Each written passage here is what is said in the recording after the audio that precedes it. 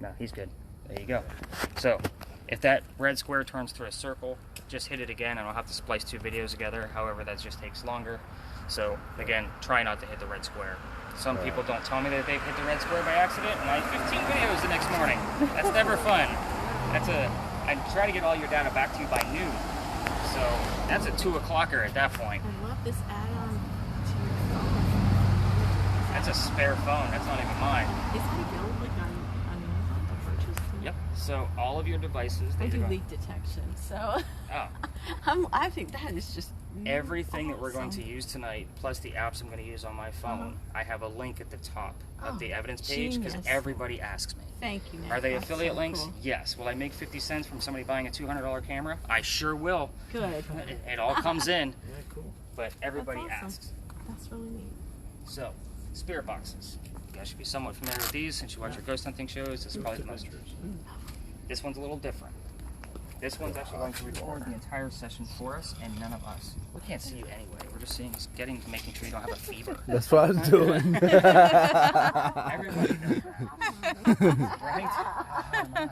Oh, so this guy is actually going to record the sweep for us.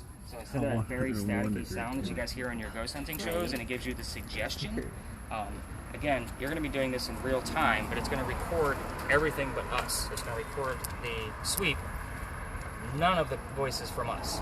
So I kind of have to use the video and the regular audio as a point of reference from when I turn it on, to deduct how many minutes, and so forth and so on. Now, I have this set a little slower. Your TV shows, again, them guys spent 2, 3, maybe 5 days in that location to give you a 30-minute show. And they give you, what, 5 pieces of evidence, and then they cut it off real quick? Does anybody else feel that way? They don't do the actual Wow. I know, there's always 3.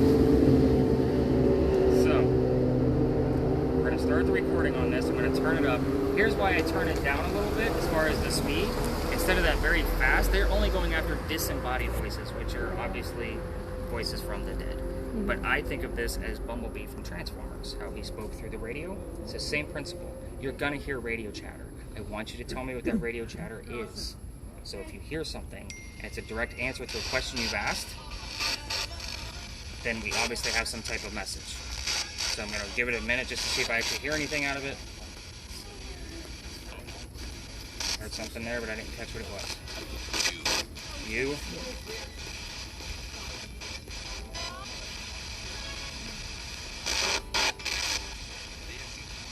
I heard Nancy. Okay, you guys got the gist of how that works? Even when it's on mute right now, it's still recording at a nice even level. You guys will have this full recording coming back to you. I will point out probably 5 to 8 different references of what I caught based on the hotspots of our areas, and the rest of it is up to you to find. So again, it's all about you guys. So that's going to go to you since you seem pretty chatty. So I usually hand that to the chatty person.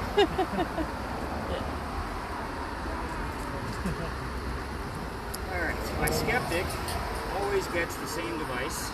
As soon as I find it, sorry, all of these cases are black, which means I have to feel which one's which. Where the hell did it go?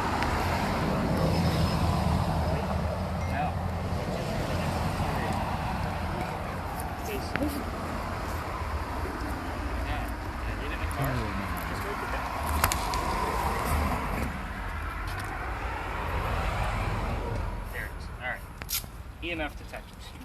Okay, this one is super sensitive, and they never actually tell you guys actually how to use these guys on their TV shows. Now this guy, literally, if I put this up to my cell phone, it's going to give off a little bit of a pulse. Can everybody see that little bit of a pulse? We don't want that pulse. That's man-made objects. We can explain. Parking meters are going to give off the same thing because our electrical lines are underneath the sidewalks, so it's strong enough to actually touch it. We also, it's going to measure 3 different types. Normal, natural from the earth, which is why it's green. I showed you the pulse. We want the erraticism. We want it to go absolutely freaking crazy. I usually give this to the skeptic because this is our first piece of evidence that something else is going to go off. Something else is going to catch something. So it doesn't make any noise, nor does it vibrate, but you need to tell us when it's blinking, okay? Like nuts. And then we'll try to debunk it together.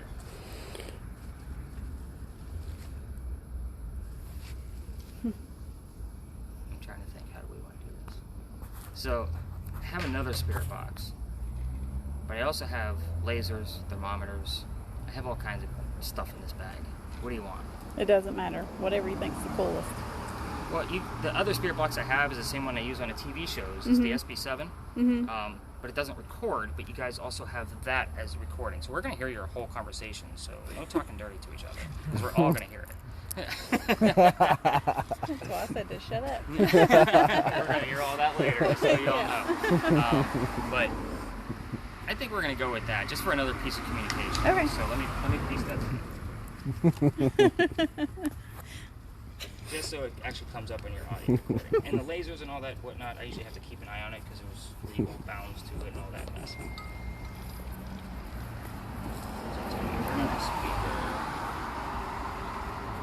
There's a little speaker attachment to it.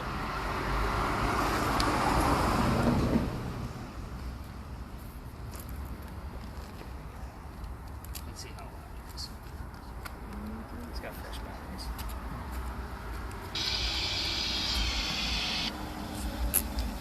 Yeah, you are not going to hear that. Okay, we're going to skip the spirit box because apparently the speaker's still charging on my desk. So, have you had any drinks tonight?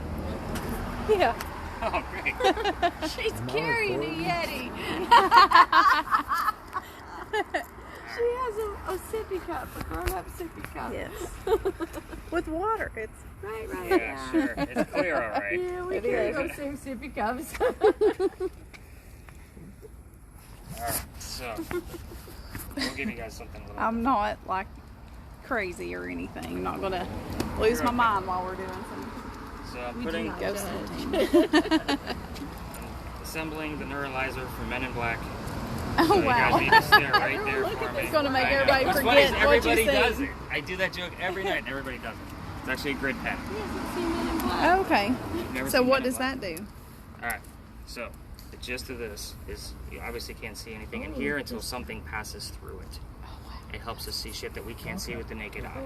So super cool stuff. I have another one. It comes up as a grid. I haven't caught anything with it yet. The reason why it's a grid and it's red and light is because in case we actually capture something here, I can put that in 3D software and you guys would have a full 3D version of your apparition that you caught. However, this one, it's not our most active tool, but when stuff shows up in here, it's super rad. So, again, it's one of those extra things. If I have a group of 10, Turn the light on one more time. I just want to see how it looks in the. it's going to come up as white little dots on there. Okay. That's cool. So, a little bit of an example of what it's going to look like if something actually passes through it.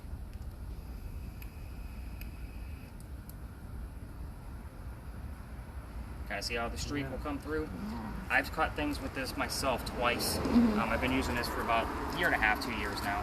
And it was literally a little blip. Like it just came through super quick. Now, if you guys actually all stare at my forehead, literally this time. Can you guys see the peripheral vision? I know there's a car passing by. You see how it kind of flashes back at you? So this guy will burn up. You do have to hold the button on. After about 5 minutes, and there'll be certain places where I say lasers are fine here, but it's literally point it down, go out about 5 feet in front of you, and just keep it there. We're not going to be shining it up and going through windows and businesses and all that mess. Sounds But that'll good. be, that way you can keep your sippy cup. Okay. Alright, so a couple of things I'm going to use of myself. So keep in mind, guys, you guys are all holding devices that are electronic. The belief here is that the spiritual world can manipulate electronics. There's no Ouija boards, no dowsing rods, no tarot cards, nothing of my gut feelings. That's the other thing. I'm not going to put my feelings into anything. I'm not Zach Bagans.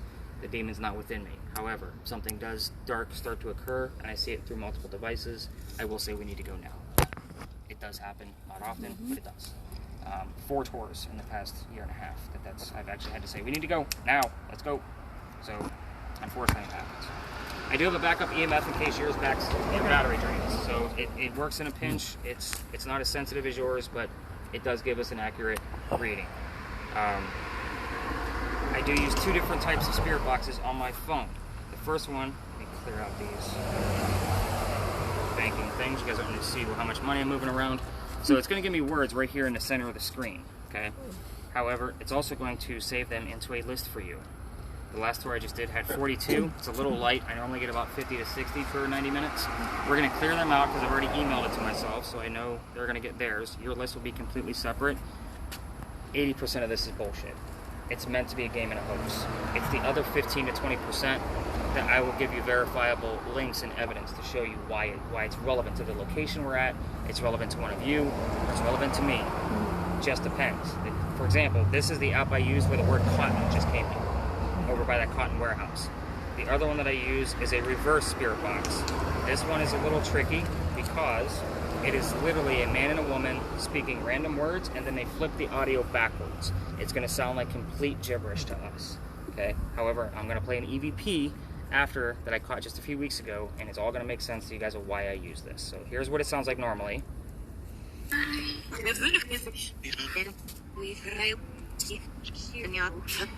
Okay, gibberish. You guys all get the gist of that. So a couple weeks ago, I'm talking about kind of weird. Anyway, just right there in the middle of the street. I was talking about a woman from England, and I had no idea what this EVP meant until one of my guests told me. But let me tell you what happened after, once I played for you guys, what actually happened after that. So I'm going to play it for you several times. Baked beans breakfast. Rewind by 5 seconds. Baked beans breakfast. Hear that? Okay. So your spirit box told me I'll fix you. Baked beans breakfast, and then the digital word list gave me the word tea, all within 2.5 minutes of each other. I had a full sentence that went all over. Baked beans breakfast is a thing in the UK, especially back in the 1700s of the woman I was talking about. So again, I will tell you the location where that came up, but again, these are why I use the tools that I do, because I get relevant evidence out of them. I don't make stuff up. Obviously that wasn't me saying baked beans breakfast over time. That's the thing, guys. I will try to debunk things before I do anything with all of your devices. We'll try to debunk it first. I'm not here to make things up and make it exciting for you based on ratings. The ratings you guys are going to give me anyway is going to be based on my honesty. So that's a promise.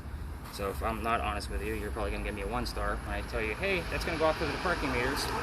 That's where my business comes from. Right. So we start here for a reason. This place is haunted. Anybody got questions so far? We're going to talk about this building real quick before we get on. This place used to be called Big John's. Big John was a football player for the 1947 New York Giants. I'm not a sports guy. I had to look all this stuff up based on the evidence that I captured. Sorry, I'm talking too much already. You guys got to shut me up. This is interactive. He used to sit in the back of the bar, and he would tell the bartender if the cadets that were coming over from the Citadel were of age or not. One night, 2 guys came in. They weren't of age. John told the bartender, cut them off. They get pissed. They leave. They come back the next night and try to steal the cash register from the front of the bar. Well, Big John pulls out his gun, shoots, kills. The bullet ricochets and lands in a wall. That bullet hole is still in the wall. It is said, at times, people that sit in the front of the bar will start to feel dizzy, headaches, queasiness, those just ill will. I bring this up on purpose. I know how this tour is going to affect me. I don't know how it's going to affect any of you. The first time somebody passed out for my tour on a nice cool night like this because of too much paranormal activity, I was in CPR class the next day. Because and it's happened more than once. Luckily, I usually have a nurse with me. Anybody here a nurse? Knew it. I usually have one and one skeptic. Sometimes it's the same person. So, but again, if anybody's not feeling well, speak up for the other person, because that person's going to say, no, we're fine. And then we're going to go 5 more feet and you're going to pass out. I promise. It just happens. So, again, can't control what's going to happen out there. I tell the same stories. Got the word worm. That's interesting. Maybe that person had worms. I'll make jokes throughout the night too, guys, I promise. The other piece of paranormal evidence that comes out of this is the mantle above your heads. We had a big earthquake in 1886. A piece of that mantling fell off the front of the building, struck somebody in the head, and killed them. Now, the previous owner of this bar, as you know, the address now is Kane Rum Bar. He actually used to say he saw darkened figures out here in the middle of East Bay Street. I don't have any proof of that, but I take his word for it because he used to talk to me about the rattling bottles when he talked to Big John at night after he closed. So he knows about Big John. He obviously believes in the paranormal. He was cool with me starting my tours here, so I kind of have to take his word for it. You guys ready to go something? Let's do it. Let's do it. Let me zip up here and we'll get going. Am I supposed to So just hold it like. So you want me to hold this? Yep. Like this the whole time? And it doesn't have to be, and with each area, guys, I'm going to give you very specific direction based on the unit that you have. Okay. And it'll also be, like this first place we're going to is actually kind of your practice area. It is haunted. It just doesn't have, we're actually going to go this way. Okay. It just doesn't have a whole shit ton of history, so it's kind of like me bouncing around with you guys, showing you how everything works. when it's actually active. I know you're hot though, babe. Hush. It's recording. Hush.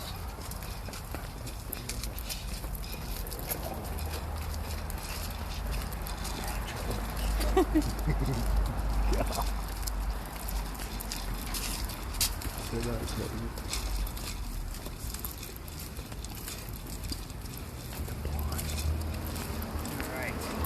So I'll be honest with you guys, all week long I've been packed out. Like 10 and 10, because I do 2 tours a night. This is the first night I had 2 and 4, so it's actually kind of nice to have a smaller group.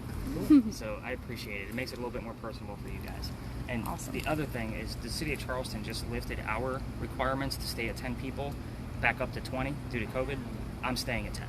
Like, it's just... I don't blame you. Yeah. Honestly, I'd rather talk to you guys all night and get to know you guys with names. And I may not remember names, but at least I'll remember faces. So that makes it a little bit more personable. So, check this out. The Crew Cafe over there is haunted.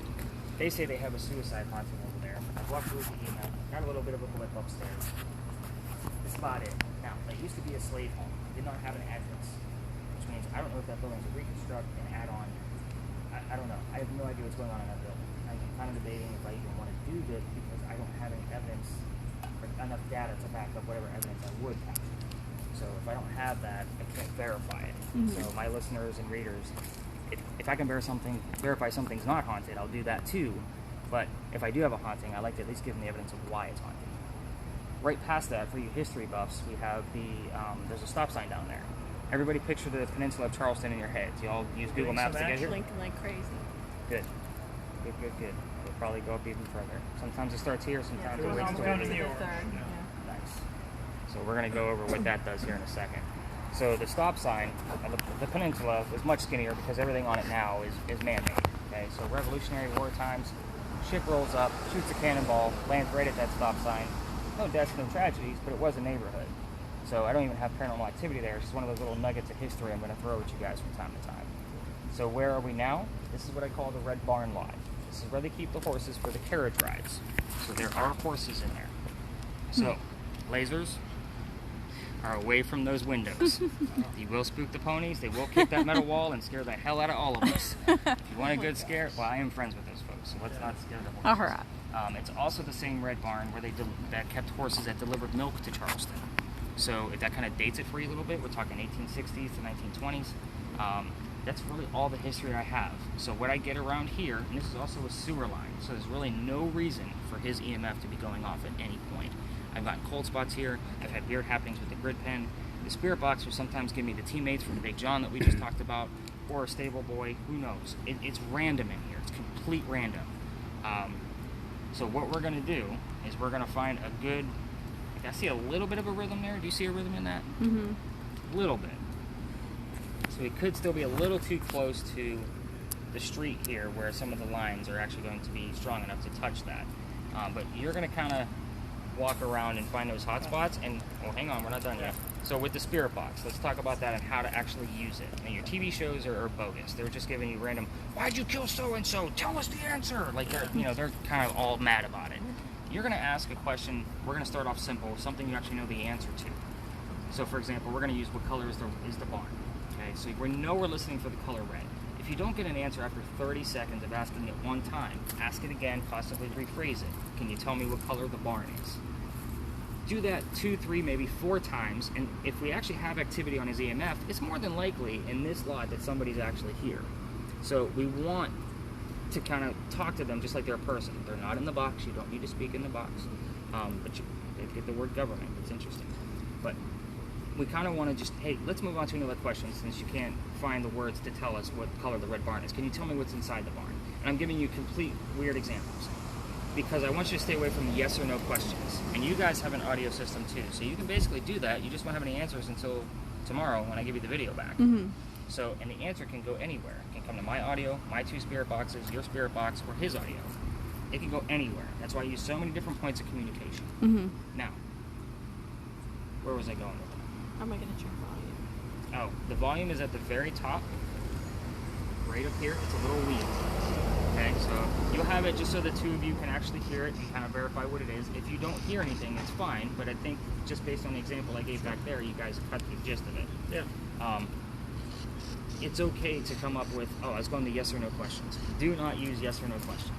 Try to rephrase the question where it's a physical answer. The S and O and yes and no are two of the most common sounds in our phonetic language. So if you said, is somebody here, a yes or no question, and they said the word houses, you think you heard yes. But let's think about that. If you actually got the answer no, you have some kind of jokester ghost that's messing with you. Nope, nobody's here. Nobody here but us chickens, kind of thing. So try to stay away from those yes or no favorite questions. lines. Ain't nobody here but us chickens. All right, so if you guys want to kind of stick together at first to see how Yeah. everything goes, because you're going to basically give us nice slow sweeps. You have a million different materials in here. You have metal, you have glass over here, you have the asphalt, you have wood, brick, vehicles, so forth and so on. You're going to learn basically how things work in here, and as far as what's inside the screen, so that way you can see how it fluctuates. If anything blue starts to move or starts to turn black, I kind of need to know. I want to see how far of a difference it's actually growing.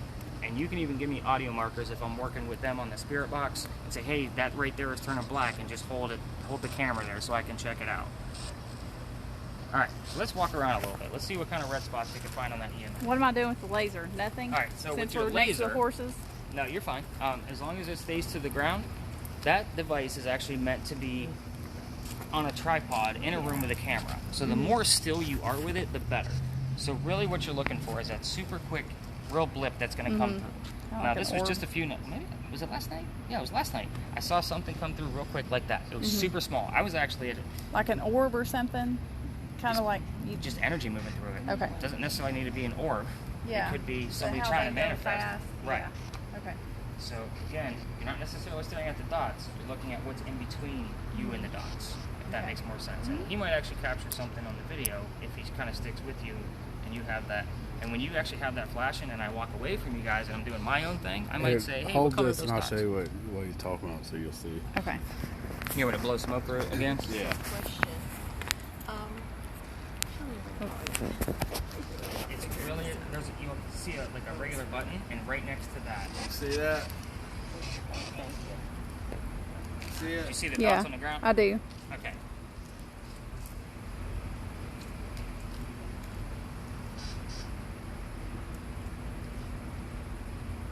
Did you see anything pass through those? I didn't. Too far away. Too far away.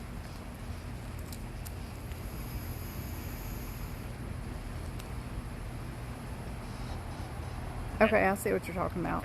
Okay. All right. You got it. Oh, look at that. I got the word shot as we were leaving Big John's. I'll take it. And the word crime is there too, so I'm pretty sure stealing a cash register is a crime. Alright, so let's find out what's going on. Now, I do want you to kind of take note. There's somewhere with an electrical box over there, and there's one over here. If we do get something, like right in between these areas, we're going to test both of those. We're going to walk right up to it. See him, If you have see the him orange pass here, through it. it should be red on the box. Is that how it looks? Alright, so that looks kind of random because that's completely random. So at this point, let's see if we can get something to answer.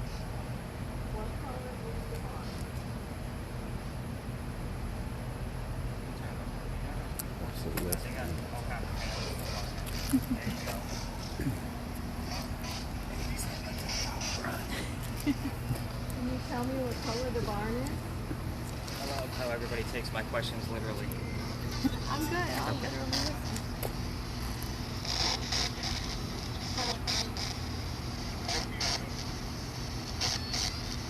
So you'd ask what's in the barn? Yeah, so if we don't get an answer out of that and they don't have the energy to muster it up, or they can't find the right words to tell us, I mean, that's why I use so many different points. You know, I mean, this, they can touch it and say the word red if they wanted to. I also don't have my volume up for the other one because hers is playing. I won't interact and cross the streams that way. Bad Ghostbusters joke, I know, but it's the best example I got. But this way, if something actually comes up. Also keep in mind, some vehicles may be sensitive to lasers. I set off 2 car alarms during my tour. Oh yeah. Yeah.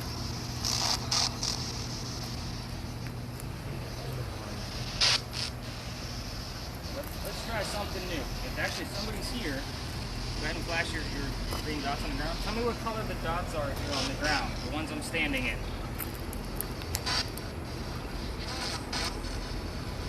There was something there. Yeah, because I do this over and over. I do this twice a night. I'm in the same damn places.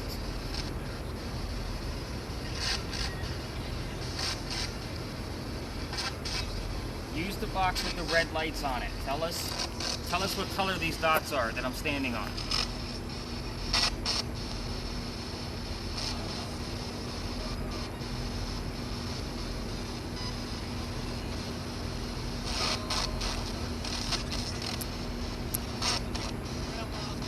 Grandma's. I heard that. I don't know what that means. Let's move and find because it's not going to stay put all the time. That's why they call it ghost hunting. You gotta really track them down.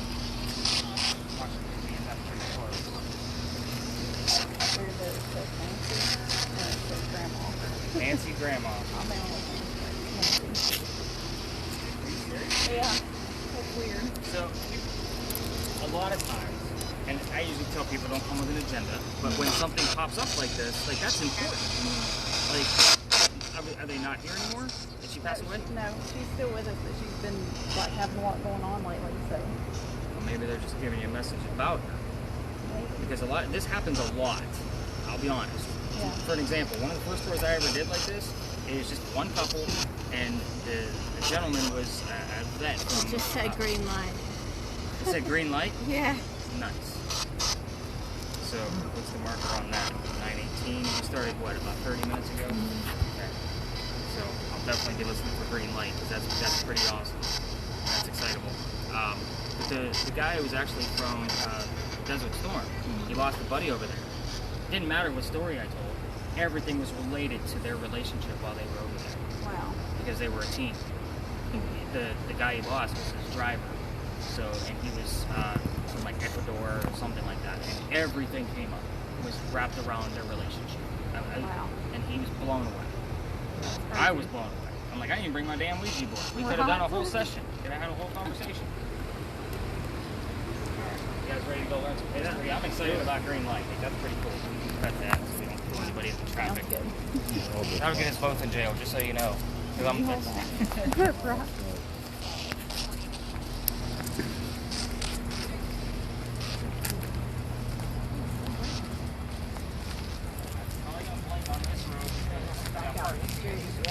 Yeah, electrical lines.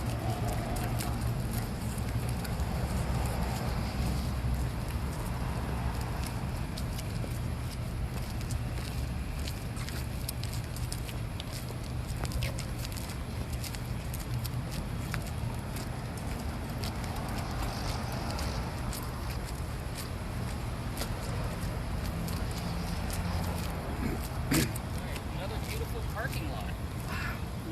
So your normal ghost tours are always going to take you to somewhere that you can actually look at, but with the way we do investigations, like, it's a little different. This actually holds a ton of history for us here in Charleston. So let's go ahead and cut your spirit box down in volume so I don't have to scream and shout because there's a story here. Let's be mindful. Did it say Charleston? Yeah. As soon as I did? Yeah. There's only one exit, one way in and out of here, which is right where you guys are standing. So let's get you guys looped around a little bit just in case somebody wants to be an idiot and speed around the corner. So this is actually home. Become one of the ghosts Right? on a future tour. You know, I get that joke all the time because of our traffic. I'm going to become a ghost. So this was actually home to Eliza and Charles Pinckney. So who were they? Right, Pinckney's all over town because they were pretty prominent. Oh, good, we have another smoker. Thank you. So it's not bothering anybody that I'm vaping. I try not to on the tours, especially if it offends somebody. I think that's going that way.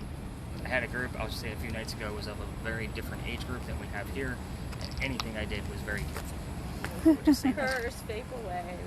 We're fine. So anyway, Charles and Eliza, they had a son named Charles. There's Charles number 2, and they had a nephew named Charles. So there's 3 Charles. The son and the nephew, signers of the Constitution. The son was obviously raised here. So that's pretty cool for Charleston, right? But I hate politics, so let's move on to Eliza. So Eliza, she was the one from England. So this is where the baked beans breakfast thing occurred. So she married Charles, so she didn't have to go back home to see her sick dad who thought he was dying.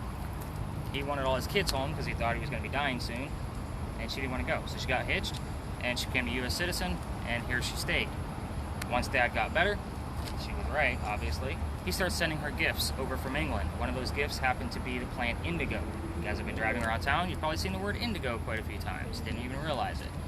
Indigo is a plant that makes blue dye, and it makes our blue jeans blue. We still use it today. That's what's in all of your jeans right now, except for yours, because you're not wearing any. So, she actually planted it right here, and then it became such a huge cash crop, she had to move it over to their plantation, Steve Farm, and he's going nuts over there, which is good. It's usually when I start the Eliza portion of the story. So, Eliza was also the businesswoman that sold indigo overseas that made it very profitable for the city of Charleston and basically the colonies. So, we're talking 1700s. There's no such thing as a businesswoman. Like, this was a huge deal. So, here's what we're going to do. A couple weird facts about Eliza. She's the second wife named Eliza from Charles. Way to go, Chuck. You screwed that one up. She goes by her maiden name, Eliza blank Pinckney.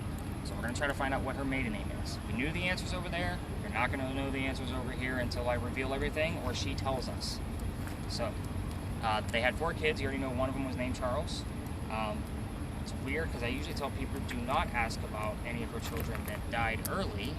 But my last tour, literally just before yours, the word infant came up and I heard the word George, which was the infant's name. A few weeks old, if I'm not mistaken. I don't know the exact history because they just stay away from it. But she only had one daughter. You can try to find out what the daughter's name was. You can ask what happened to the mansion. You can ask what other buildings have been in this lot. You can ask anything about her death, how old she was, what she died from, where she's buried, all of those things. She's pretty open. I'm only giving you questions that I've actually gotten the answers to. So, you guys can probably hang out with me since I have a spirit box as well. I'll let you guys venture off on your own. Ask anything you want. Oh, let's take note of the light blinking in the background. So just to kind of give you the amount of energy that's actually flowing through this place. Oh my God, forgot your name. Greg. Greg. Hold that up like you're going to take a selfie. Most times that is blinking in sync with the light within 2 frames of each other. So if you actually video it with your cell phone, it's not doing it now, which is odd considering the amount of high EMF you're showing. But normally it'll blink in sync with that light, if it's blinking. It's not always blinking. So I'm expecting some actual activity out of your spirit box. Go to the hot spots, which is pretty much going to be all over based on what you're getting now. And then you guys can hang out with me so we get some of this on recordable. And we'll see what we actually capture. Now we're going to cheat because I know all the answers. And we're going to go to a hot spot. We're going to go up in that corner. Okay.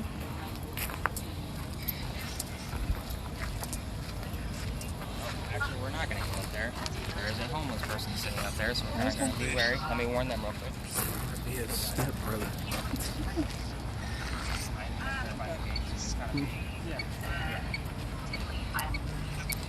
Thought they took care of that problem.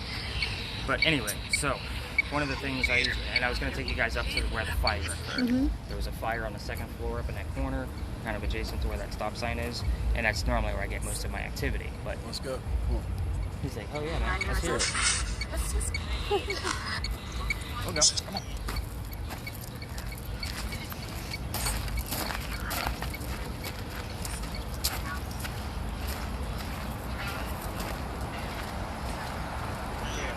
The cool thing about that, go ahead and hold it on for a second. You can actually turn it to get the most dots out of it. It actually, it varies. It goes pretty far. So, all right. So, Eliza, I want you to tell me how many people I brought with me tonight.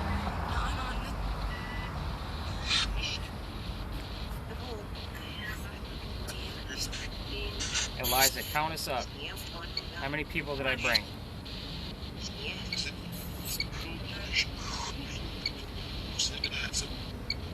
I heard the word handsome. He's talking about me. I think he's talking about me. I know I don't have the beard right now, but...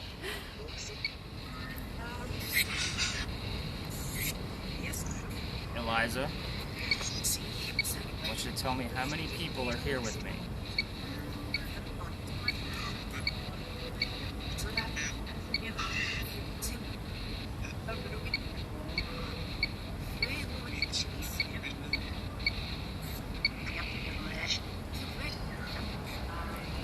Okay, Eliza, let's move on to something else.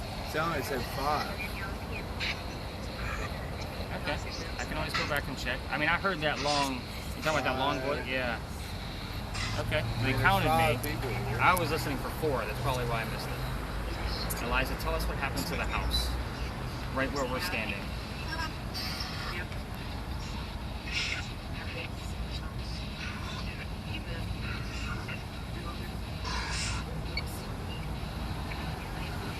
Eliza, what happened to your mansion right above where we're standing?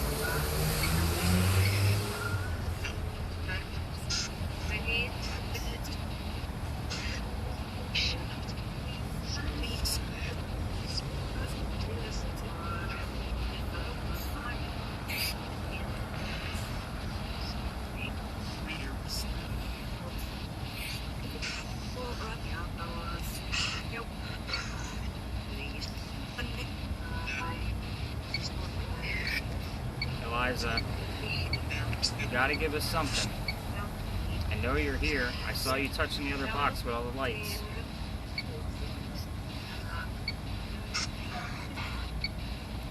Ooh, I just got chill bumps. Charles is here too. Can you say your name for us?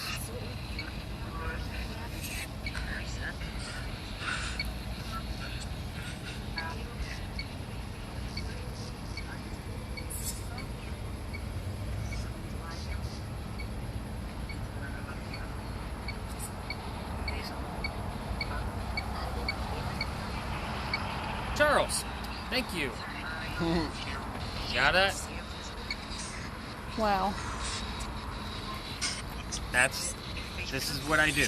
So Charles, I want you to tell me what month you were born in. I thought I heard it, so I'll have to rewind it. It's October.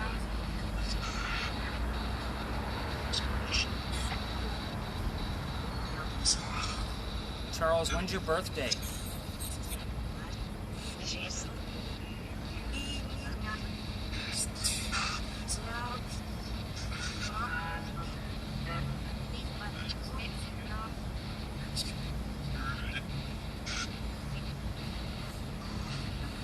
Charles, tell me when your birthday is. Just a month.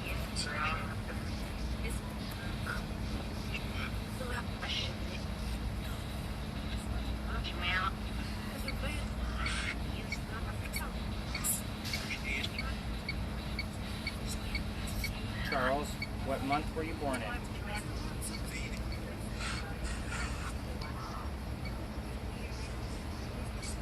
And that's what year.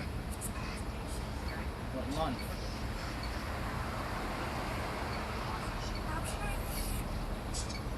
Come on, Charles. Push through. I know it was October. I need you to tell me it was October.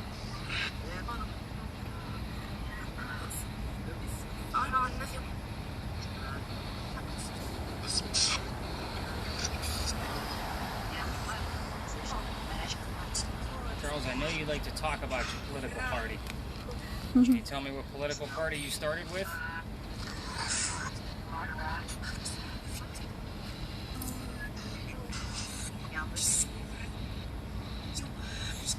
It was the Jeffersonian Republican Party. Have the word Jefferson come up here and Republican in the same night.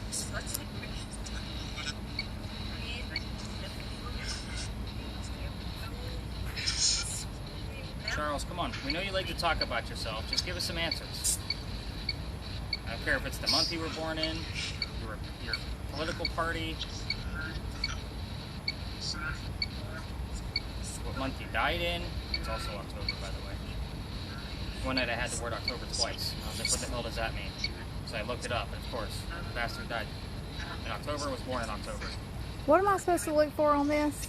So you're really looking for anything that's going to be moving or out of the norm. So any kind of cold spots, which are going to be blue or black. So we have definitely something cold because we have the hot wall behind it. So that's going to be a 10-degree difference. That's why it turns black.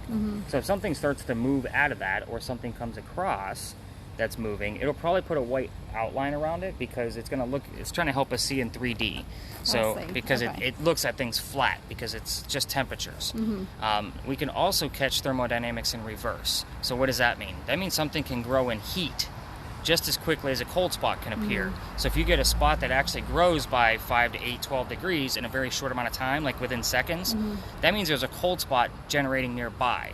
I don't want you to lose the hot spot because it's growing, because that's enough proof to me that there's a cold spot going by. Because the law says that temperature can't be generated or destroyed, so it has to just fluctuate. So if you have heat growing here, you have a temperature going down here.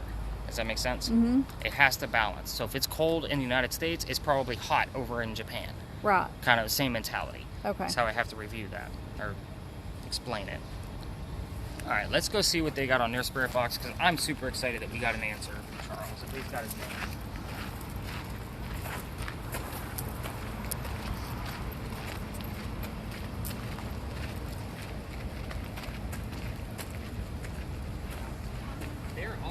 They're standing where the slave quarters were, so they might not have answers from Eliza or Charles. It could come from, say, the cook or whoever used to dress Eliza or whoever. So I'll be interested to see what they got. What did you guys get? Not much, yeah. We thought we heard when we asked, where were you born? Germany. I don't think it was Germany, but We asked the kids and how she died and where, father's name. so you guys are actually standing where the slave quarters were. So I was waiting for like jobs of the servants. Okay. But if that's where the EMF led you, Right here. This is the most activity. so we actually got in touch with Charles, the husband, and asked him to say his name for us, and it came up as a word. And that was directly after. So we did get that. I was trying to get him to tell us when his birthday was, what political party he was part of, those kind of things. However, it could come up on your spirit box, you just didn't hear it, Yeah. or just on one of the pieces of audio. There was a lot of activity on it. We just couldn't. Yeah. And again, most of it is undecipherable. Yeah. Like, it's hard to hear. So unless I hear something pretty prominent, those are the things I point out for you. So what do you guys think so far? Is this what you all signed up for? Yeah. Yeah, it's very cool. Yeah, it's different, huh? Yeah, really neat. I'm sure you guys have taken other, at least history tours in the past. Yeah, for sure. All right, so we're going to actually walk up 4 blocks. I'm pretty excited about just Charles giving us his name pretty quickly. Like, that's really helpful. But we're going to walk up about 4 blocks. It's definitely a no laser zone. Your EMF's going to go crazy because of the parking meters. Pay it no mind. By all means, if you want to listen to the spirit box, I'm listening for names leading up to the place we're going to, and I'll explain it when we get there. Please keep filming. There you guys go again, flirting and talking dirty. We're all going to hear it. Oh, we did hear the word handsome, and we argued over who it was talking about. So that was also that was interesting. So again, I'm glad to see you guys are all having fun and laughing. So I usually sometimes I get quiet tours where it's like, okay, are they like, what am I doing wrong? Do I have a big religious person here? Yeah, listen for names. Yeah, listening for names. Okay. All right, let's take a hike. Listen. Oh, it's definitely a mask area, unless you're smoking, drinking, or something along those lines. Or you have asthma. The cop told us today if you have asthma, you don't have to wear them. I have epilepsy, and I can't wear it for more than 10 minutes at a time. See, they said that they wouldn't say anything to you if you have medical issues. But I don't have anything on me to prove it. It's in my car. Yeah, that's what you said. As long as you don't have to have anything. But I'm smoking, so we're going to take that. There you go.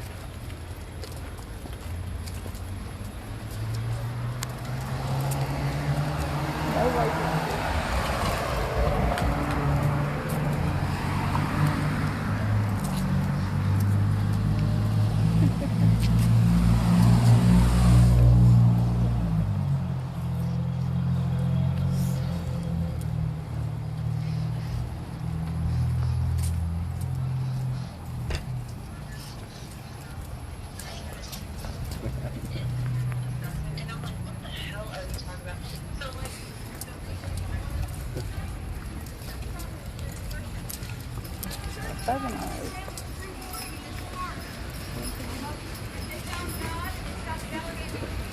So, because you guys were so early to make a really good time, I usually keep a couple bonus areas in the back pocket. So if everybody's game, I'll kind of see if we can squeeze those in.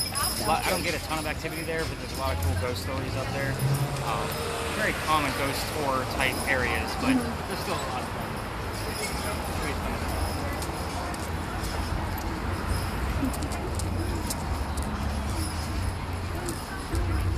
So what is that place? That's the customs house. What It's is that, actually- So it used to be all of our goods would have to transport coming in off the boats off the water, including slaves. They all had to be checked in, and then they would go straight to the slave So market. it's customs. Yeah. Okay. Yeah, we actually, I think there's, I don't remember how many there are in the United States, but there's not many. And actually, when the moon is above it, it makes for a beautiful picture. I bet.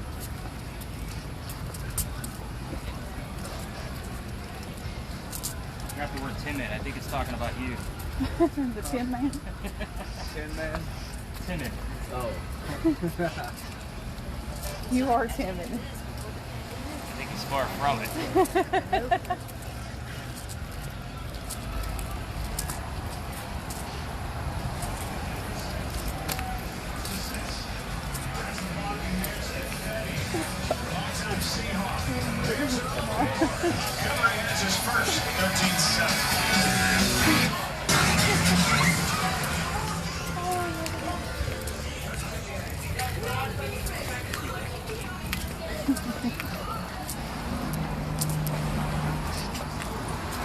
When did you guys get all into town? Last night. Last night. Am I your first stop? As far as like doing a tourism thing, Yeah. yes. Okay. How many Yep. more you got? We don't. That's the only thing we planned. I'm honored. We're I'll just- take it. We're like, we'll just do a ghost tour and then go from there. I'll point out a couple of things you guys can do. Sorry, the other day.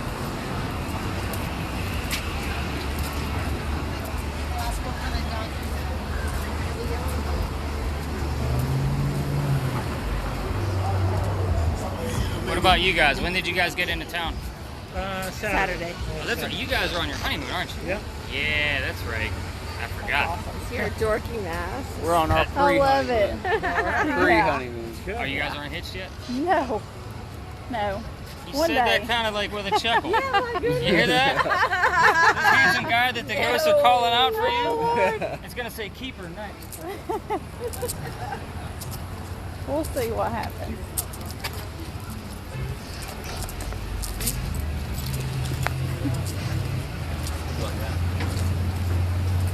I should ask the ghost if you're going to behave this time. Or is it going to be another 10 years before we date again? We dated 10 years ago. Oh, really? Yeah. I'll put his jacket in the car. Want to run that over there? That's somebody that's definitely not timid to begin with. I'm Right. never going back to any of my exes. Right. He's going to run that to our car real quick. Oh, okay. Yeah, we dated when we were younger and young and dumb. Heard some, Katie heard some names. What do you got? John and Paul for some odds. Take John and Paul. Man, that took way too long. Don't do that again. Did you video and put it on the internet?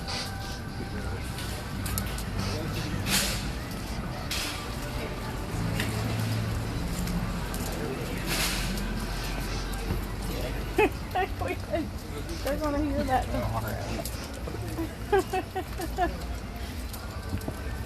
Oh, my crazy laugh. Spooky. I think you're the only one I was worried about. No, both of you got them damn open-toe shoes. Just be careful. These bricks like to get your toe. Yeah. We found out the hard way about the horses peeing and they throw those little markers down. Oh, yeah. I'm like, oh, where's all this water in the street? See?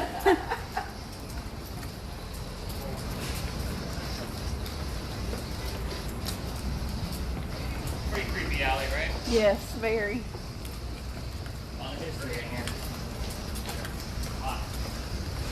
Honey.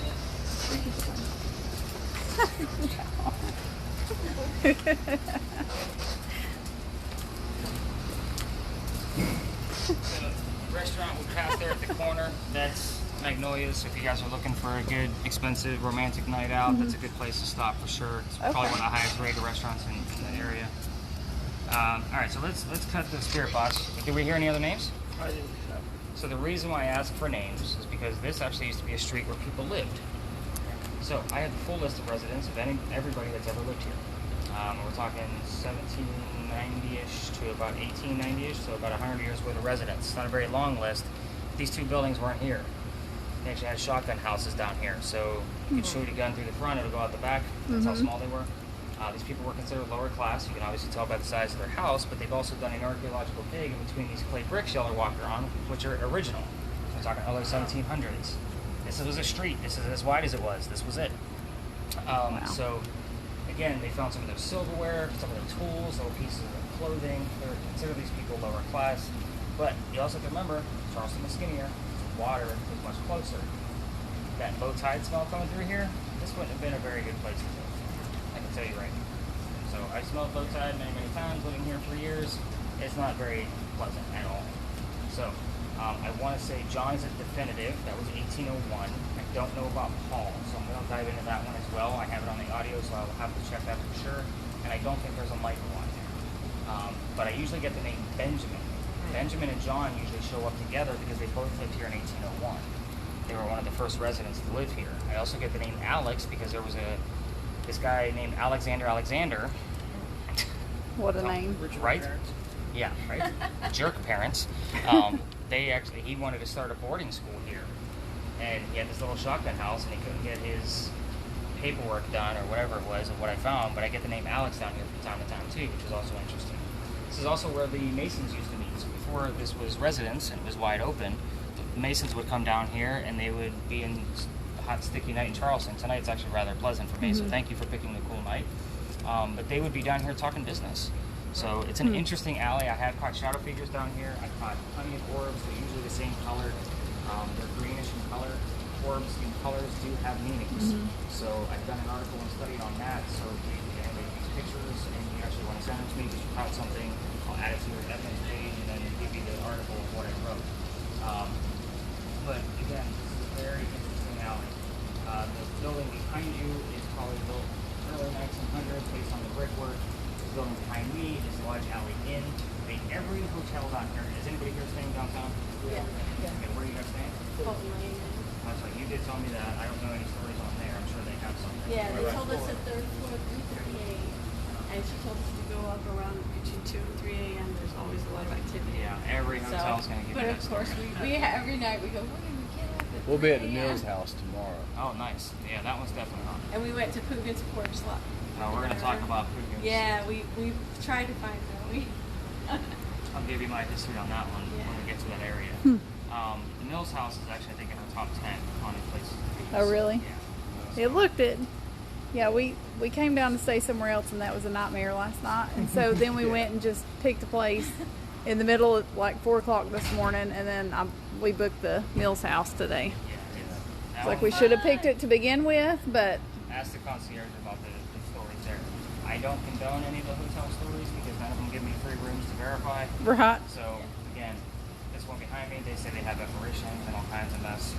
I don't know what's actually in there until they give me a free room. I'll start knocking on doors again in January. Yeah, This is well, all- we're going to St. Augustine. Oh, nice. Oh no, that's a So haunted we're- place. We're hoping to.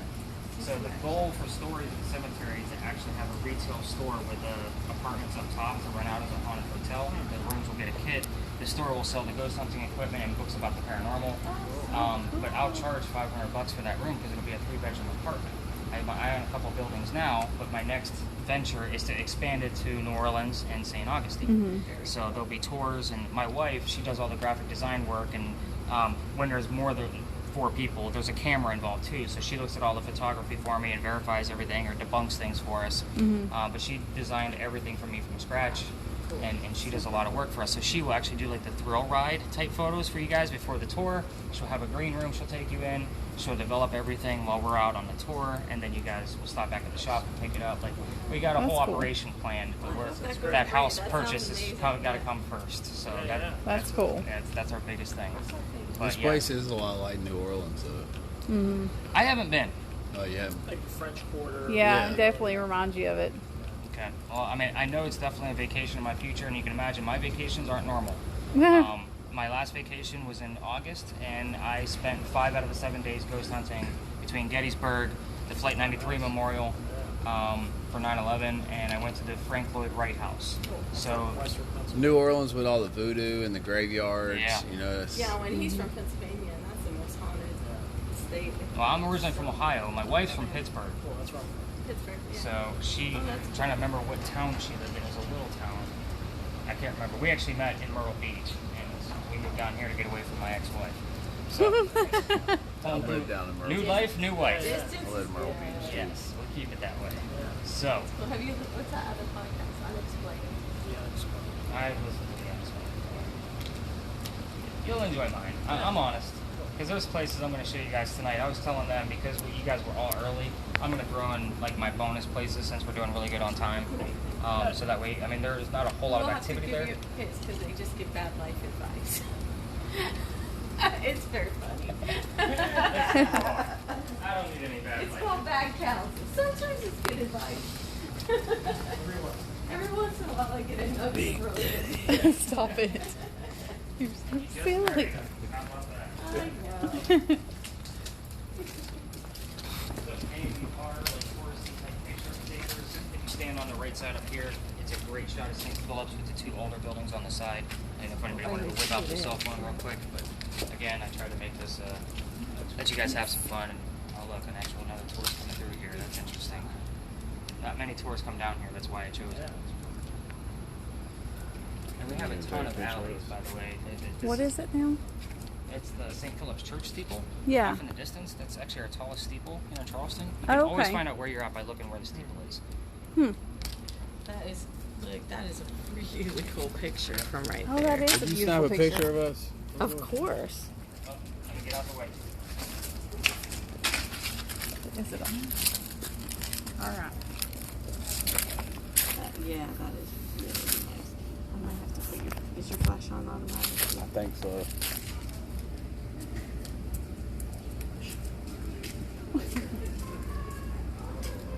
Got it. I think it flashes towards you, though. No, it she took a selfie. Yeah, you all have it facing backwards. Okay.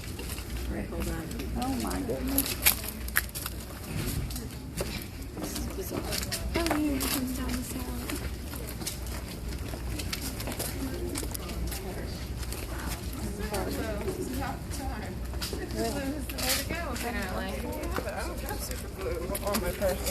Me neither.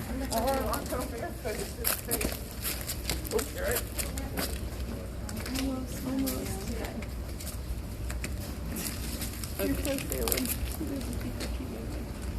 The last of them could have turned I'll get you. They're using the flashlight too long, so hang on a second. Just trying to live up to that handsome comment you got earlier. All right. Good. Keep Block them out. Smile. You guys see the difference in tourists? Get it? Thank you. Perfect. It's a nice shot. Thank They're you. not going to give you guys pictures. We're going to cut right through it. Oh, well, let's cut through there. Let's do it.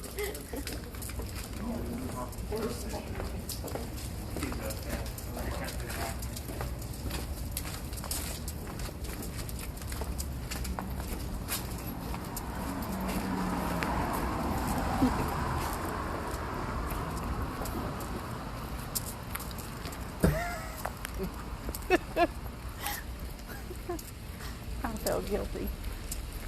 But they cut through ours, didn't they? Need a magnet? Yeah, honey, we need that.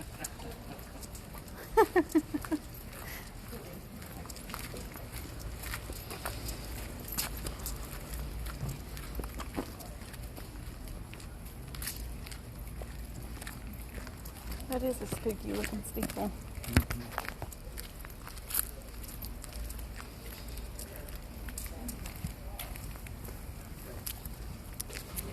Right over here, that's another great shot between the trees. Oh, that's If somebody else cool. wanted to grab that You before want I me to take a picture of you guys? Yeah, that would be awesome. Yeah. It was our ghost hunting appointment. All right. Grid the flash. 1, 2, 3, cheese. And it's paused. Perfect. Thank you. Thank you so much. All right, so I tell the story out here because that's a very popular area. Because I'm going to throw in the extra locations for you guys, we're actually, when we go through here, we're going to make a right, and we're going to go check out the other areas and come back to this. But I'll tell you the story here just because you can tell there's already ghost tours down there. Did y'all see the size of that one? Mm-hmm. Yeah. Yeah. Can't be personal. I wouldn't like It's a not. big one like that. And that's how most of them are. Yeah. They're money grubbing.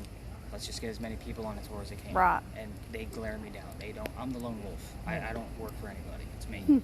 So they all, like when they see my Stories in the Cemetery shirt, they're like, oh, there's the ghost guy. So anyway, yeah, they don't like me. And they probably listen, and I don't give a damn. Right. So here's the story. They make it a big theatrical performance. I'm not going to do that. You guys are going to get the gist in about 4 minutes so we know what we're doing in there with your gadgets. So there was a doctor that moved down here from Rhode Island. Keep those initials in mind, RI, because it comes up again later. He was supposed to get married to his fiancee, Amanda. Her parents just died. She inherited a bunch of money. The lawyer handling the money said, no, you guys aren't getting married. Send the doctor away. He could start his practice somewhere else. Let's make sure he's not after your money. So he moves down here.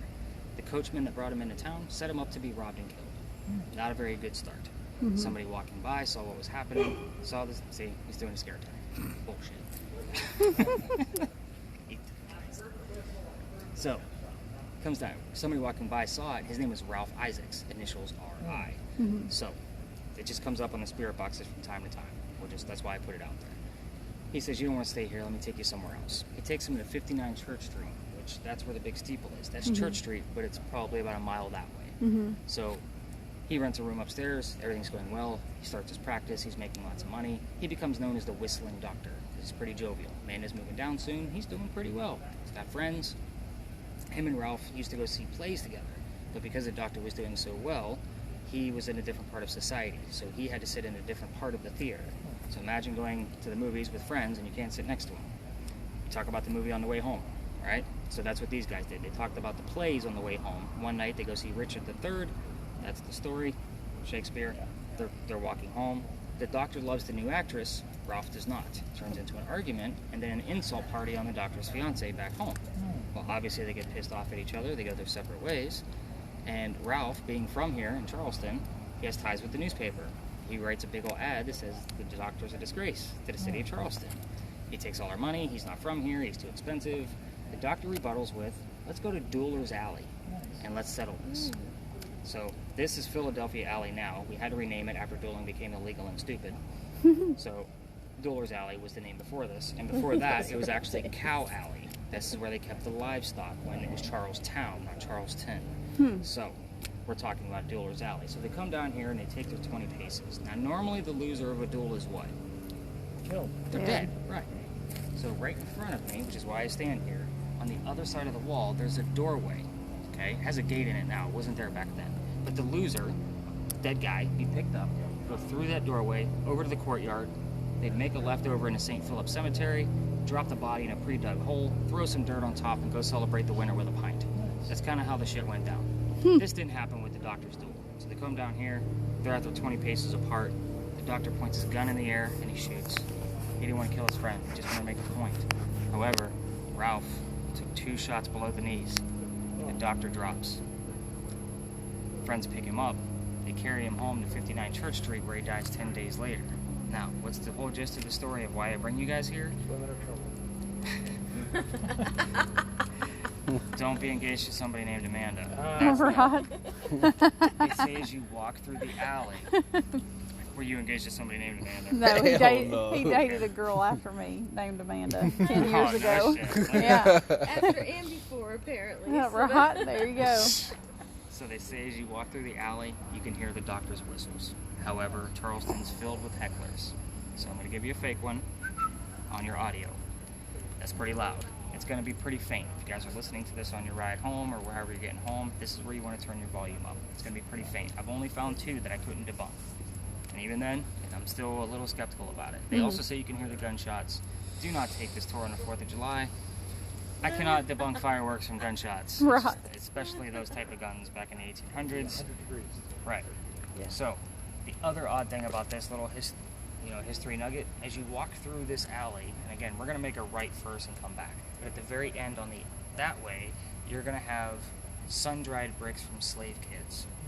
these bricks up here were kind of refreshed and renewed, but those down there, we have fingerprints from those kids, and we have one full handprint. If you want a picture cool. of it, have your cameras ready because it's right outside somebody's home. Their address is Philadelphia Alley. So I kind of be respectful to them, have your camera ready, take the picture, and we'll move on and make a left. But again, I'll point it out with my toe. We'll be hopefully good to go. Very interesting part of our history, not something we're proud of, but it is here. There's 3 places you can find those fingerprints and handprints. If you Google footprint or handprint in Charleston, you'll get the newspaper article that'll tell you exactly where. But yeah, we're actually going to go get a lot closer to that steeple. So if you want pictures of that doorway and with the gate in it, again, we're open air. So I like the cool effect the gate makes for your audio. It's real creepy. We'll get a quick one. That is creepy. There you go. Something creepy for you.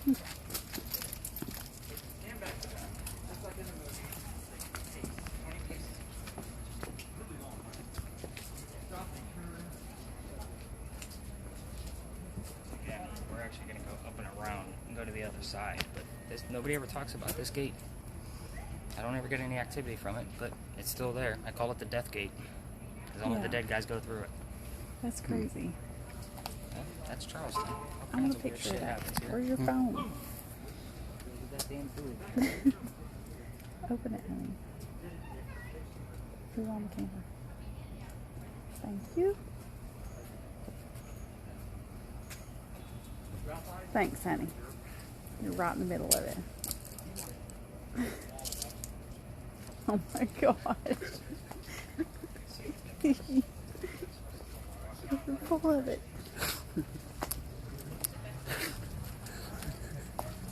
I'm posting it.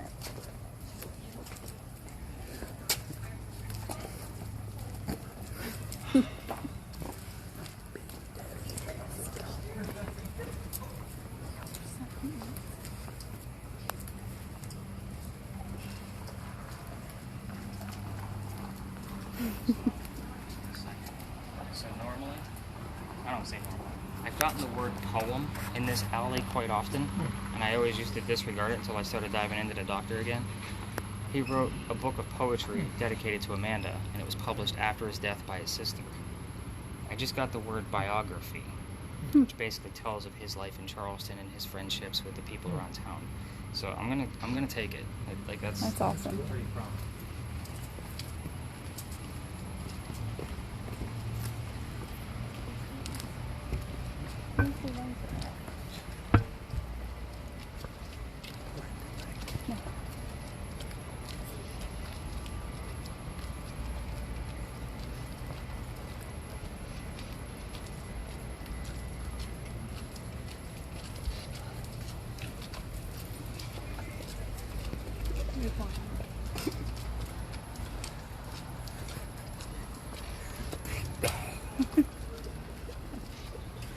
I'm sorry for the people hearing this. You're so stupid.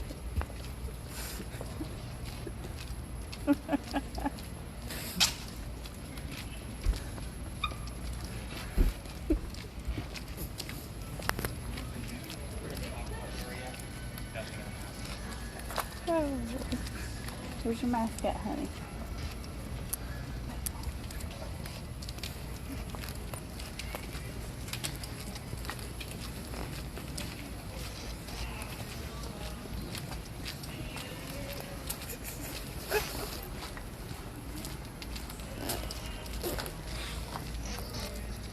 Somebody's actually taken up the whole ghost area up in that area. There's a lot of stories. So if you guys want to chill for a minute and have a seat, you know, I'm walking you guys to death. But we'll start with let's go with the building we just passed. The brick building over there on the corner, that used to be called Bocce's Restaurant. We have a lot of businesses that leave town because it's just too haunted and there's just too much activity for them to handle. This is one of those stores. None of the doors stay locked. There'll also be a prominent location for my store I was telling you guys about because nothing stays locked. Shit moves all the time. One night, apparently, when one of the girls was closing up the restaurant, she heard a big bang. It turns out it was one of the mirrors in one of the restrooms. And the mirror fell off the wall, went about 3 or 4 feet, and never broke. So I kind of take that with, based on my studies that I've done, as a portal to something came through it, kept it intact, but it pushed so hard that it fell off the wall. So something was probably going on with that mirror that they didn't know about. Again, I would love to have it. It's set up as a restaurant right now. Of course, I have to reinvent the entire wheel. And I think Tommy Condon's the pretty famous restaurant for us anyway. I think they're using it as a warehouse, but it does have several apartments upstairs. So that would be a big money maker to me. The building across from us, that's the Powder Magazine. On record, that is the oldest building we have in Charleston. That big building right No, there? the little one with the crosses Oh, on okay. it. Okay. That's a parking garage. Which is another reason why I want that building right there. It's right next to the market, has its own parking garage. I don't have to worry about the extra. That's the oldest building in Charleston, That On little record. one. on record. Okay. Now, I will argue that the Pink House over on Chalmers Street is 1 year older. Now, there's no record of its finish date, but everything says 1712, so no city official. How old are those houses like in the Battery? In the Battery? Yeah. You're probably talking 1740s to 1770s, roughly. Oh wow, it's Yeah. like over 200 years old. Yeah, they're gorgeous too. Yeah. So, I mean, I've taken several of those tours, and they're, the Edmonston Alston House is actually where the first command was given for Fort Civil Sumter. War. Yeah. So that was pretty cool too. But anyway, this building here is it's not haunted. Okay, they have claims of hauntings with pirates and bullshit in there. I've done my investigations. I actually have a season pass, and I'm actually probably going to go there tomorrow. I got to pick up a few extra books for another piece I'm working on. But I usually have my gadgets on me. They'll tell me all the ghost stories that they hear, but I don't have anything whenever I go through there. I get absolutely nothing. The building itself is actually interesting, just in construction, because it does have 32-inch thick, 8 pillars around the building. They're all 32 inches thick, and there's one big one in the center of the building, and the roof is filled with sand from 1712. Now, the building was finished being erected in 1713, which is the record that they have of the oldest building we have. So, why is it filled up that way? It's a powder magazine. It served in 7 different wars. We got another tour coming through. But 7 different wars. And you gotta remember, these shuffles guns all up and down the coast. So it never served in a war fully. It was more of And a a. lot of our patients say that they're really glad that they got hip replacements or knee replacements when they do. You're talking me into it. That's why I wanted this one. Just had a knee replacement. On the ground floor, their bathroom. Watch out for the boom hag hang from the ceiling. All right, and we're going to be right there, or we'll be in front of. Get up that bed. Look at that red shirt. It's actually kind of like the hidden witches. And you also hear about. Oh, you're good. You're good. Tree out. That's Well, actually, move out of your way. You got Get out of your way. thrown up on top. They actually. Miguel slides. I know, it's tough. I didn't know that was. So the roof is filled with sand, so in case it ever got attacked, Yeah. the impact would stay within the building. That sand is still there. They had to do some repairs a few years ago, and that 1712 sand is still there. That's cool. It's holding up. It's a pretty cool building. If you're into old war stuff and all of the uniforms, all the wars that it served in, there's a uniform in there for it. It's That's pretty cool. cool stuff. Again, it's a little museum. I think it costs like $6 a head, so it's pretty cool to see if you're just into the wars. A couple other stories that actually occur here. So we got another group coming through. I don't know where she's going to stop. Well, the show, but anyway. Excuse me.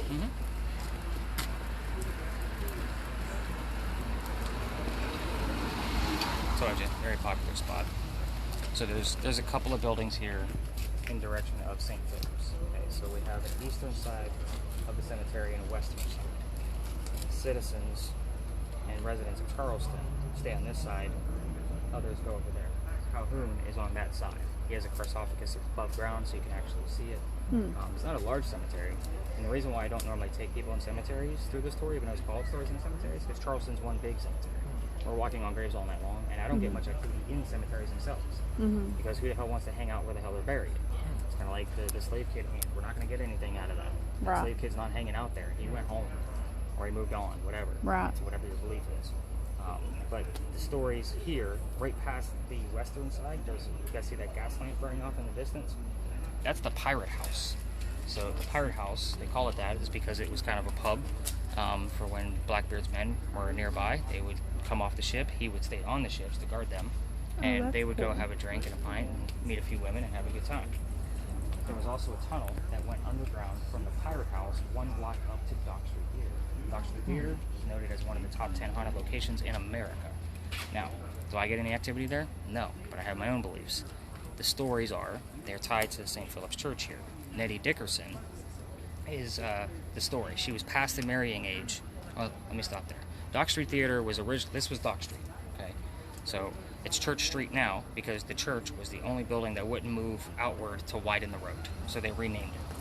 So it was a theater, Dock Street, and then they turned it into a hotel called Planters, and then we turned it back into a theater that we know now and just kept the original name.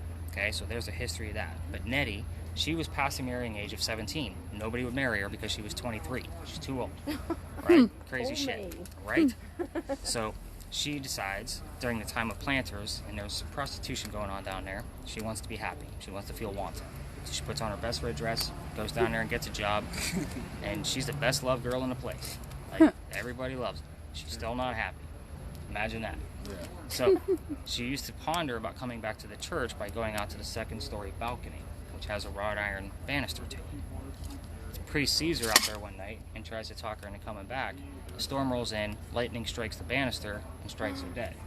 Now, oh my goodness. They say what was her name again? Nettie Dickerson. Okay. And I'll give you links if we actually capture anything. So, Nettie can be seen from the knees up only. Why? Because, I know where you're going, but why is because when we turned it back into Dock Street Theater that we know now, we raised the first floor ceiling. She's walking on the floor that she knows. Okay? She's not on her kneecaps, I promise. No, my goodness gracious. So you're the first person that's ever made that Get joke. out of the gutter. The other ghost that's said to be seen there is that of Junius Booth. He was an actor that came through when it was the original Dock Street Theater, so we're talking mid-1700s. He was the father of John Wilkes Booth, who shot Lincoln in a theater. Wow.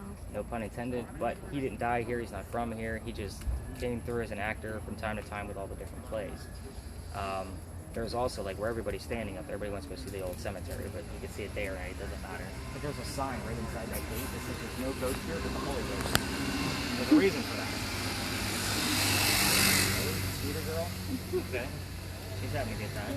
So 1888, a woman dies by the name of Sue Howard Hardy 10 days after her stillborn child. She died from heartbreak. 1988, 100 years later, we have a photographer in town that is just taking pictures of all of our cemeteries. He captures a full apparition. It says Canadian. I'm going to look up to see if that photographer is Canadian. I will shit my pants. I'm not lying to you. But anyway, we're talking 1988. He captures the apparition. It's a woman with a shawl over her shoulders and a baby basket next to her, right next to this grave. Wow. Now, it's 1988. No Photoshop, no cell phones, nothing we can alter. So he sends the picture off to Kodak. There's no young kids here. I don't have to explain what the hell Kodak is. But they can't debunk the picture either. So I don't show the picture on my tour because it is cursed. You can imagine, pretty superstitious. Any woman that holds it will probably have the same ill will feelings I told you guys about back at Big John's. Any pregnant woman that holds this picture is probably not going to have a good pregnancy. So if you want to look it up, her name is Sue Howard Hardy. I got a jerk. And what's funny is I used to tell this name, and it was Susan, is the way I said it. And every time the word came up, it was like she was correcting me to say Sue. So her name was Sue? Really? Sue Howard Hardy. She's going to look it up anyway. She won't give a name. Hey, I'm past kids, so. She's sick, so I guess we can all hear this up there.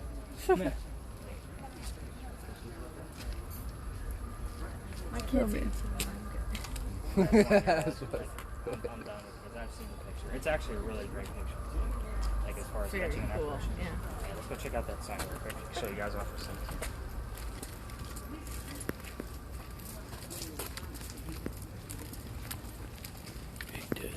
Stop it.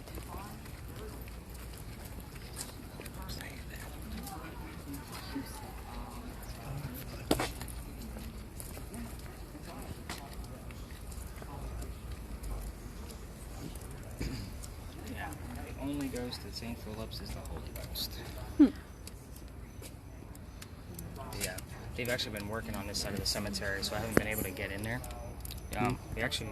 We're getting all kinds of words that are coming up, which is interesting. It started with focus. Focus, come, field, card, and hat. I don't know what the hell any of those mean, but Maybe something will come through in one of y'all's pictures. What were the words again? Focus, come, field. We just passed by the open courtyard. Card and hat. I can't say I've ever seen the word hat before. Which is interesting. But yeah, it's a gorgeous cemetery. And on the western side, you can actually tour it during the daytime. They leave it open because Calhoun is over there. So, but yeah, gorgeous cemetery. This side they've been working on for a while. The sign's been up for at least a year now. They go in and restore, just make sure everything's still intact. Yeah. So another fun fact about our other cemeteries, in case you guys are interested in going to others, the story of Annabelle Lee is actually here as well. So, and Poe. yeah, and Poe, the anniversary of his death was yesterday. Oh wow. 171 years. Yes, I'm a writer. I know these stupid fun facts. So, Unitarian Church is where Annabelle Lee is allegedly buried because Poe was stationed at Fort Moultrie in Sullivan's Island, which isn't too far from here. You guys have probably seen that on your maps. Fort Moultrie is really cool too, by the way. But anyway, it's about another mile inland, or mid-island, I guess, is the word I'm looking for. But Unitarian Church is where you want to go to. It's an unmarked grave. Nobody knows where it is because the father hid the grave so that Edgar could not visit her.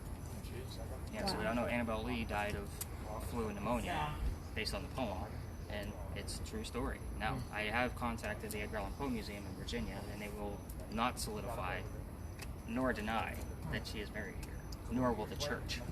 So I've contacted both. Oh yeah. Wow. Yeah. Nobody will say yes or no to either question.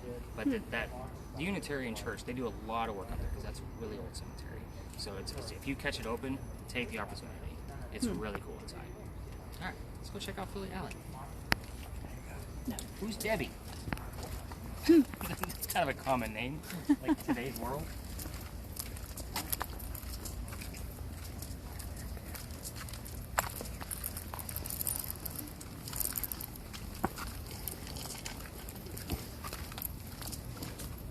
Yeah, here's the death gate from the other opposite side.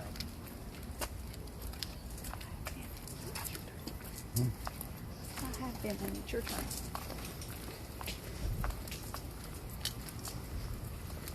What do you drink on this drink?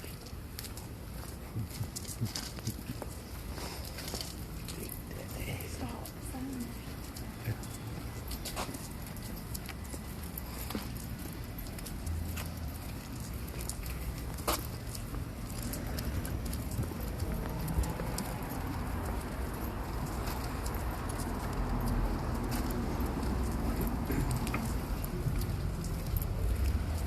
I had to actually stop and remember which stories were up there because I don't always go that way. I normally take people through Philadelphia Alley and then to the last stop, and that's it. So Edgar Allan Poe died here?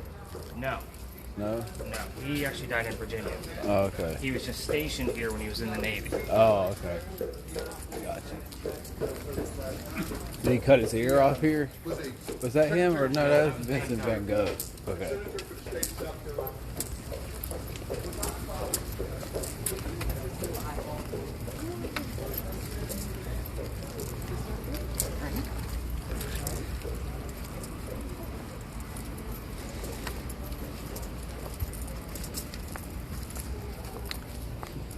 It's another great picture spot if somebody wants it while it's clear. There's nobody down here if you want to grab a picture of the cool alley. Which, by the way, I don't think I gave you guys the Pinckney Mansion answers of the questions I told you guys to ask. Oh yeah. So she died of breast cancer at the age of 70. She died in Philadelphia, and that's also where she's buried. She was up there on business. Daughter's name was Harriet. Maiden name was Lucas. So it's Eliza Lucas Pinckney. You heard of Luca? That was so weird. We were having such a hard time, but it was going so crazy. His thing was going crazy. It was a lot of words, so maybe you'll be able to hear. I'll catch some stuff in there for sure. Now, again, it's just a matter of whatever I hear, and this is real time, so if you're a first time listener, I listen to that thing every day.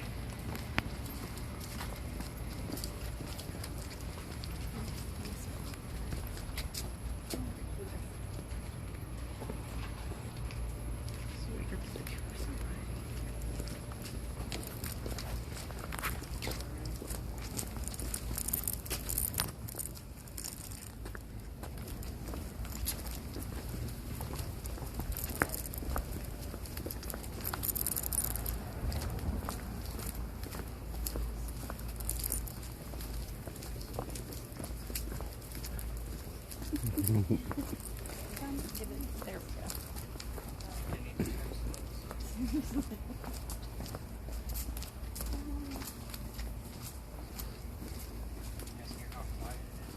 This is what it sounds like during the daytime. We're 2 blocks away from the station. Oh, so there's the.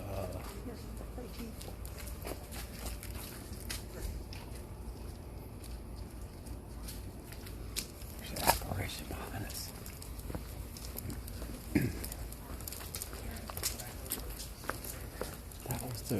That was the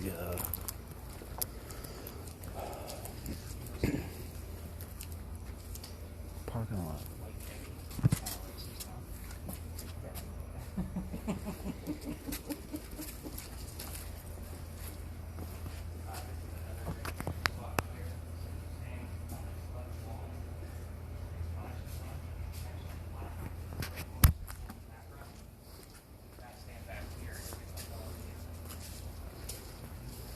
Sorry if I'm making this a little too touristy for you guys, but you guys are on vacation. I want you guys to remember your tour, not some random 20-person whatever. Right. So what was this right here? Like, what's this? This is the plaque of when they turned it into Philadelphia Alley. It tells you why they did it. So we had to name it after a city that basically helped us through one of our many, many fires and killed many, many people. Move, honey. I don't want you in the picture. Yes, you Told you to do. get the hell out. Okay. Those are really in anyway. So, a couple weeks ago, ended this out, started smelling the fruit. And I was let me see if it else before I start making stuff up at night. So it's like, that's not what you're hanging. Smell passion fruit. Because I'm smelling great. So we kind of argued for a minute about it, and we were standing, like, dancing around, trying to be physically strong in one area and not in the next. So I'm like, I got the word pie on my spirit box. Yeah, that shit makes sense. So, go home, I Google it, wouldn't you know it, grapefruit pie is a thing that started in Charleston. It's a lost recipe on Southern Living's website. So as I'm walking through here, I told this, I know, that's probably why it's a lost recipe. So I told this story to my last group, and the word fruit came up at the same time that I'm telling this story. So I was like, let me see if it actually happens again. We got the word spirit, but that could also mean alcohol. It's all gone. We need it. I did get the word white alcohol, so whatever's in your little Tequila. Yeti cup It's all gone. It's just could be ice considered now. a white spirit. Tell me I need more.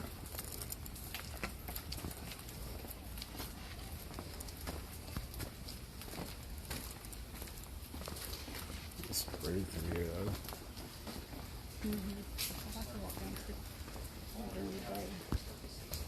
Bunch of pretty spots.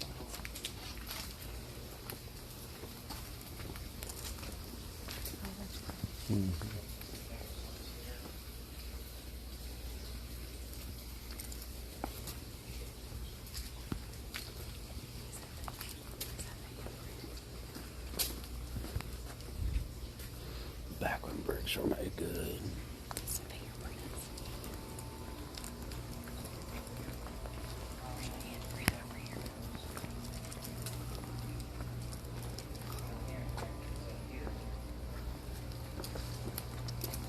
What's interesting about this one, it's the thumb, so someone said, put that virgin away, and then screw you, I don't want to do this anymore, and slammed his hand. So I'll get my feet out.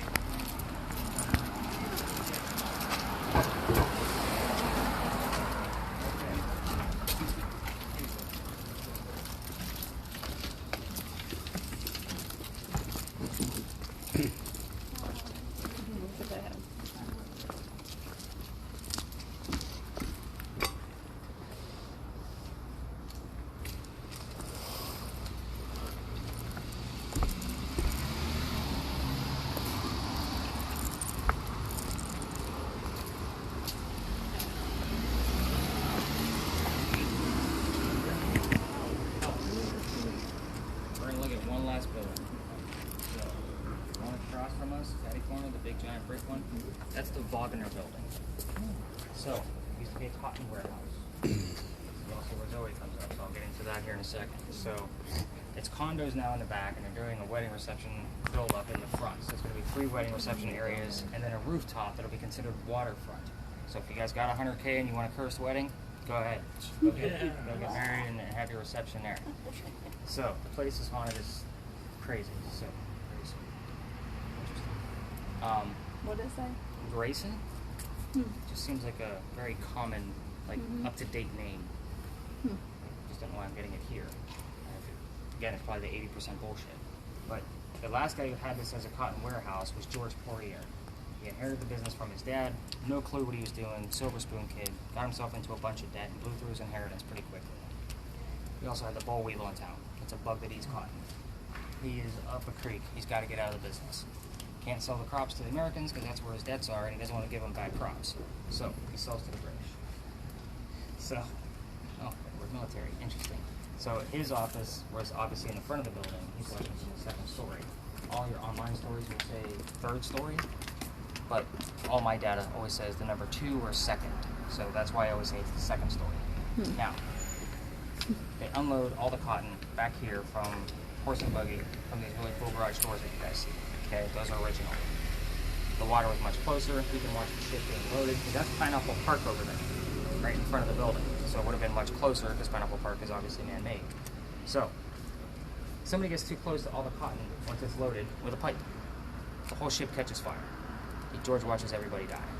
He's already depressed. Dad's gone. He can't pay off all his debts with the British money he's got.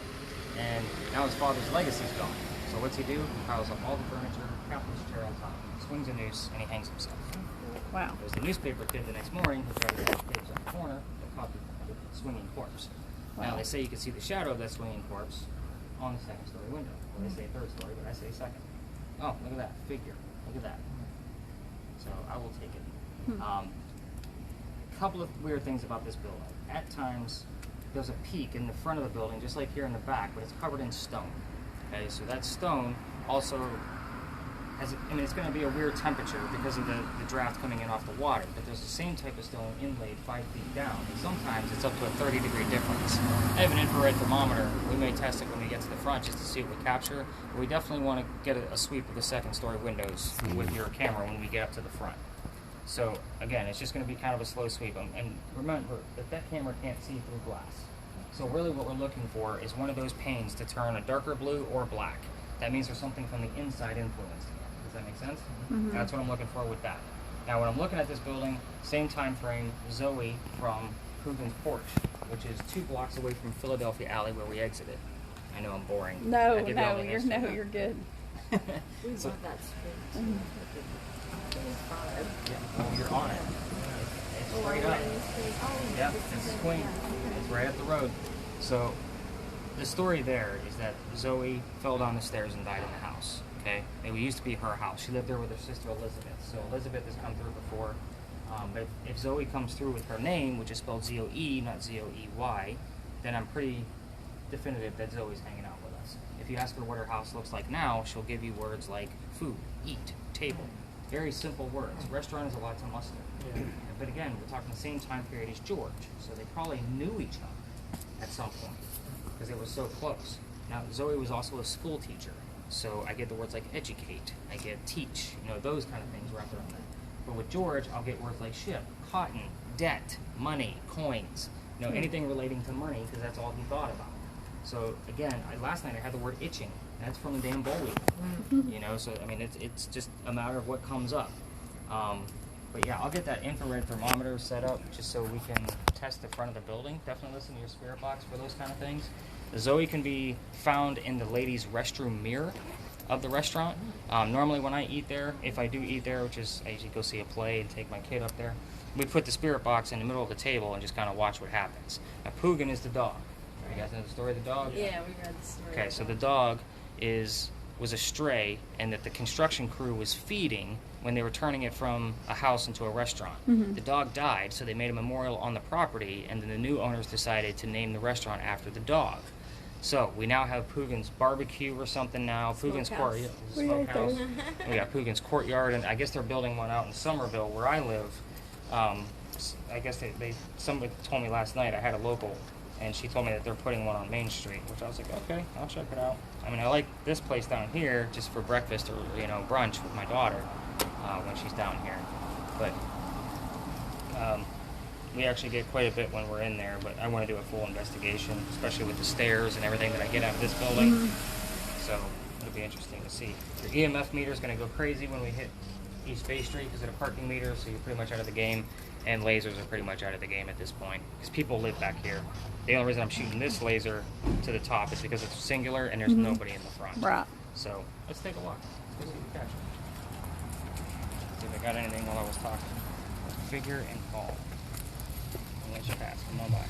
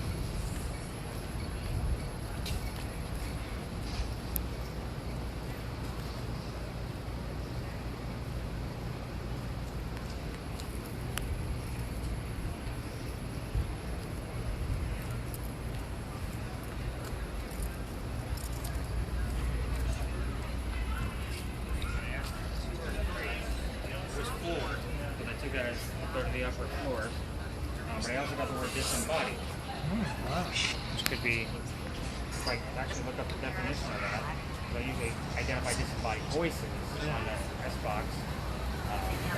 We'll see what comes up. Those are the two stones I'm going to measure. Sometimes they're all the way up to a 30-degree difference. Nice cool night like this, I would expect them to be about 7 to 12, especially with the breeze. So the top one's going to be cooler than the bottom. Does that make sense? So let's get a gist of what I capture up there. Wow, I got good aim. That one says 36. That's pretty crazy. And 63. 61. Let's try that top one again. 46 and 63. So again, I would expect it to be about 7 to 12 degree difference. A little bit of breeze. Yeah, that's pretty nuts. So I told them I got the words upper and disembodied. So it's almost like he's telling me we're looking at the upper floor. So maybe we should actually look at the second floor and then go up to the third floor with your camera. Kind of see what's going on there. Maybe he's trying to tell me something. Disembodied usually means, when I identify disembodied voice, it's not one of the voices from the radio channel. So that's the easiest way to explain it, but I'm sure there's an actual definition of that, where disembodied might be just out of body. Separated from the body. Yeah. Right.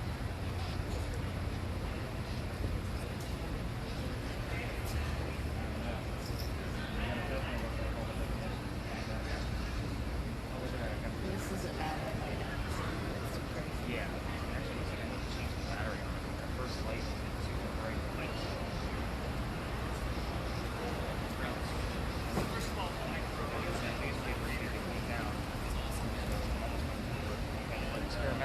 so it's almost, it knows what we're doing. It's checking different floors.